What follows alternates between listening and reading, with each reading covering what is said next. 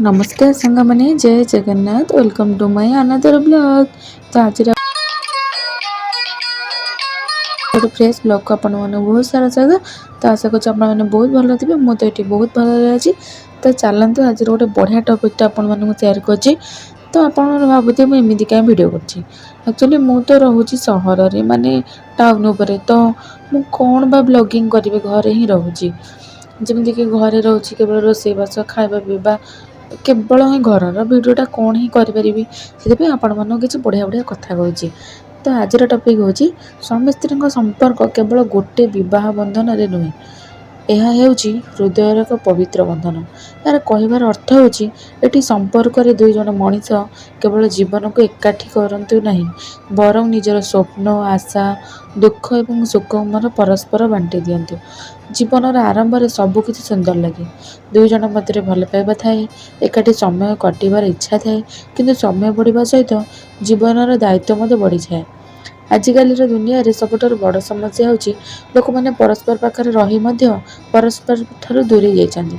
गोटे घर रहउछन्ति एकाठी खाउछन्ति किंतु मनर कथा कहबा समय मिलुना।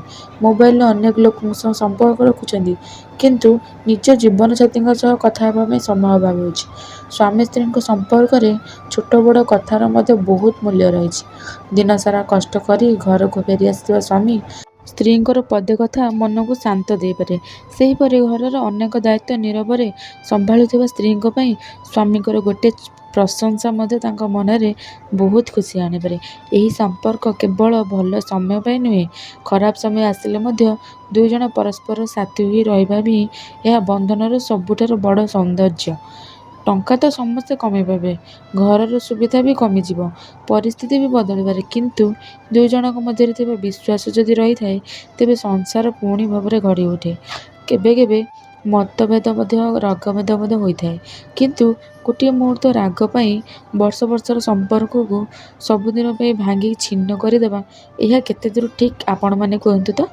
कारण जो संपर्क गढ़िया वर्षे वर्ष लगी थाए ताहा भांगिया केवल किछि मुहूर्त ही यथेष्ट।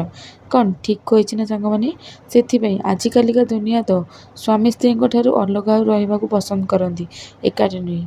कारण से मैंने आज जाए बुझी ही ना स्वामी स्त्री मध्य संपर्कता गोटे जन्म पाई नुह 7 जन्म पाई एटा जो मैंने कही भी जाइछन्ति सेटा केते दूर ठीक जो मैंने एटा बुझी थे से माने ही बंधन को केबे भांगिया चेष्टा करेनि।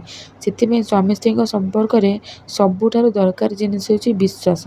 आ जदि से जिनसटा नहीं ना तो आपण जीवन में किसी भी नहीं बोली जानीदेवे।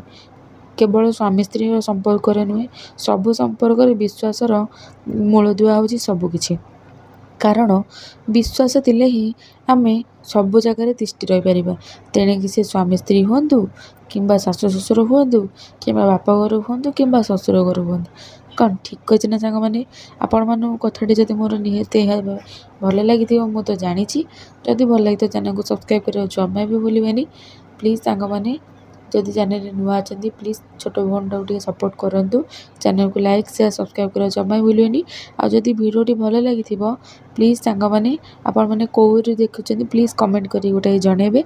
रहुची जय जगन्नाथ देखा आ गोटे ब्लॉग किंतु नेक्स्ट ब्लॉग रे मु आपण मानकु कौन वीडियो आनीदेवी कौ टॉपिक ऊपर आनीदेवी सेटा सांग मैंने प्लीज कमेंट कर जनइबे। आदि आपण मैंने मो वीडियो को भल पाउथिबे ताले मु तो जानी आपण मैंने सियोर मत सपोर्ट करेंगे। चेष्टा तो करुँची मो पक्षे जी संभव जी पारुची चेष्टा करुँची तो तेणिक आपण इच्छा। रहुची जय जगन्नाथ देखा आ गोटे ब्लॉग रे।